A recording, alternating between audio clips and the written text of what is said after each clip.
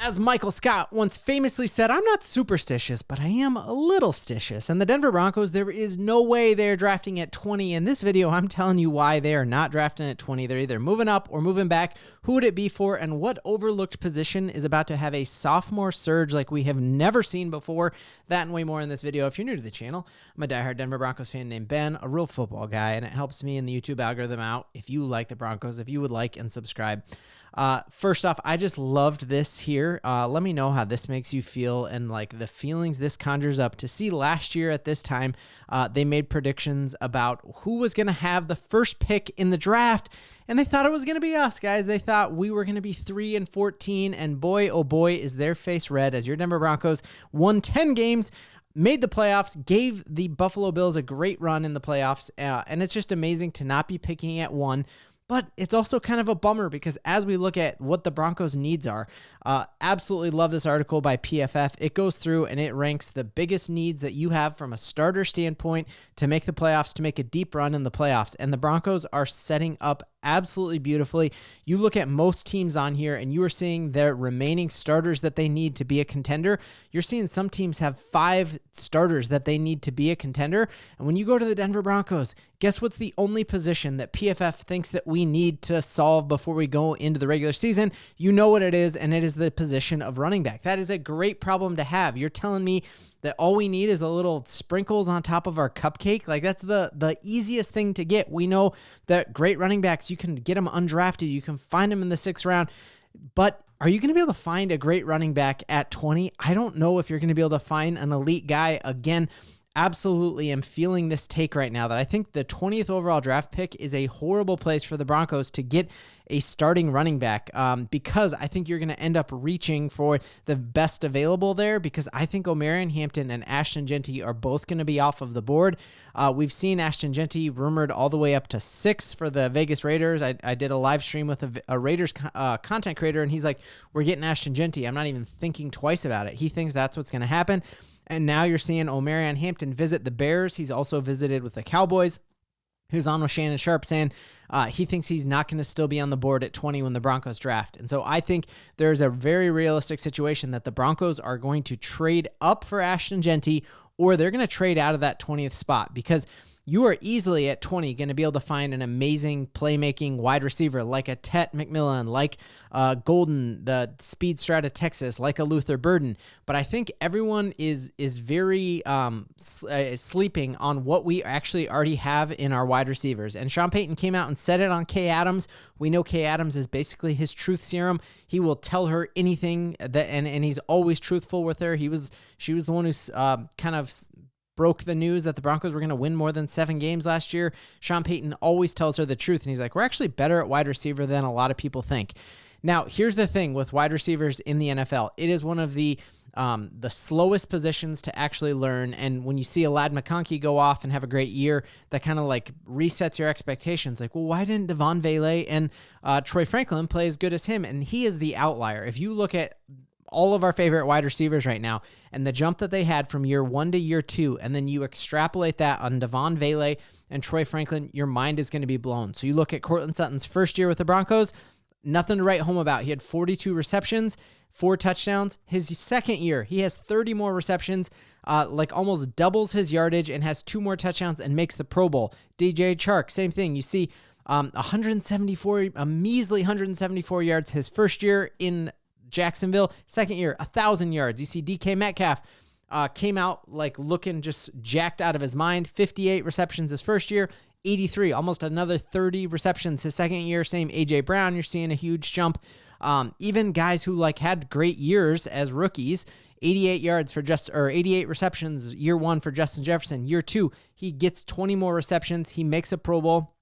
CeeDee Lamb, same thing, that you see him add, several touchdowns to the mix. You're just seeing that time after time, this is the position that you have a surge. I think that there is a very real possibility that we see surges from both Troy Franklin and Devaughn Vele, but at least one of them is going to have a surge. And then on top of that, you're adding in Evan Ingram. You're basically getting a wide receiver type body in the middle of the field. It is just going to open up everything. I think the one to look at Michael Pittman, who everybody wants on their fantasy team. And his first year, I remember I had him in a dynasty league, And I was like, oh man, Michael Pittman's not going to be that good. I only drafted him because his dad played for the Broncos and had those giant arms. Let me know if you remember those.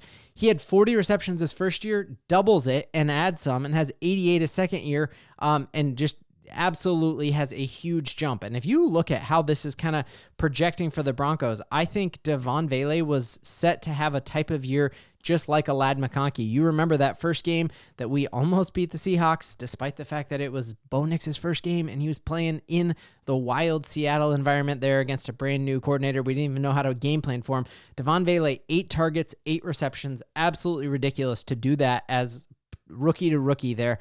And you remember that's when he broke his ribs and he had to sit out almost an entire month, and you just never even saw him have nearly the type of targets. He had 9 targets halfway through the season, and after that, we don't see him even target at that same level. That missing out on a month early on in your rookie season, that's really hard to catch up from. We saw that last year with Riley Moss. I mean, 2 years ago. Last year is already last year. But remember, Riley Moss got hurt early, and Sean Payton said that's why he never caught up. This year, he was healthy from the jump, and because of that, he ended up like, if he didn't go down for that injury, you could make an argument that he belonged in a Pro Bowl. Early snaps for a wide receiver are crucial, and you saw Devaughn Vele miss an entire season or entire month of the season with that. And then how good do you feel going up for high balls after breaking your ribs? Probably not too great. We remember he was an absolute camp superstar. You see all the Warriors in the Hill showing, and you know how good our secondary is. I think this is over Chris Abrams-Drain, who we saw pick off Justin Herbert. So this is against great talent, coming up with wild catches there over P.J. Locke in the corner of the end zone. Obviously, I think my favorite play from him this year. Also, just do you remember how good Bo Nix is rolling to his left? Like, it just feels good to watch. It's like, who could make this throw rolling to their left? Just a wide open dude. It just absolutely nuts. Then obviously this play breakdown where Devaughn Vele ran the wrong route still ends up with a catch here. I just think we're going to see a sophomore surge out of Devaughn Vele. And then the other player I think we are definitely going to see a sophomore surge out of is Troy Franklin. Again, Troy Franklin was wearing a tracksuit early in that season. He was up in the owner's box, not even dressed for the game. He was underperformed in training camp last year. And then it was finally the last game against the Buffalo Bills where he had that connection with Bo Nix deep for a gorgeous touchdown that started us off on a 7-0 lead. But again, you look at all of his targets for this whole season, his season high in targets, he was targeted 5 times. That's just 6 times against New Orleans. Had a great game there. I think I got some highlights of him in that game. Right here, this is against the Raiders where he played really well. This is where he whiffs on it. But got him there, missed it. He ends up coming up with that same catch in the Buffalo game. I'm just telling you, when Sean Payton told Kay Adams he feels good about where we are right now in the receiving room, I think he means it. And all we're hearing right now is that Courtland Sutton is about to re-sign his deal. And so you have Marvin Mims, who's a game wrecker, Devaughn Vele, who's a beast, Troy Franklin, who's a beast, Courtland Sutton, and Evan Ingram. I don't think the Broncos should be drafting a wide receiver at 20, and that's the type of talent that's going to fall there. So I don't think the Broncos are going to use the 20th overall pick on a wide receiver because I already think we have 4 fantastic ones on this team. So that leads me to believe the Broncos are either going to try to trade up. If Ashton Jeanty makes it past number 6 with the Raiders, watch for the Broncos to trade with the Saints for that 9th overall pick and try to get him before Chicago.